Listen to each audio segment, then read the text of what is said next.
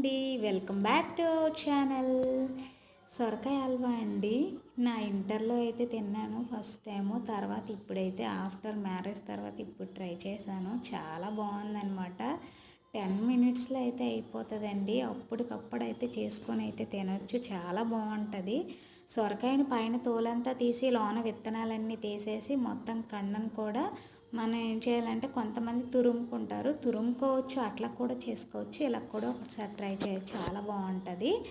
మనం ముందుగా ఏంటంటే బాండీలో అయితే నెయ్యి అయితే వేసుకొని జీడిపప్పు కిస్మిస్ అనేది వేపుకోవాలి. అది ఒక పక్కన తీసుకోవాలి. అదే బాండీలో ఇంకో 1 or 2 స్పూన్స్ అయితే నెయ్యి వేసుకొని మనం పేస్ట్ చేసుకున్న సొరకాయని అయితే వేసుకోవాలన్నమాట. దాన్నే కొంచెం మగ్గిన తర్వాత పాలు పోసుకొని పంచదార అనేది వేసుకోవాలి. ఇంకంతే అండి. సొరకాయ రెసిపీ అయితే చాలా బాగుంటుంది. హల్వా చాలా టేస్ట్గా ఉంటుంది. ఒకసారి మీరు కూడా ట్రై చేయండి. ఎలా వచ్చిందో కామెంట్ చేయండి. Thank you for watching. Bye.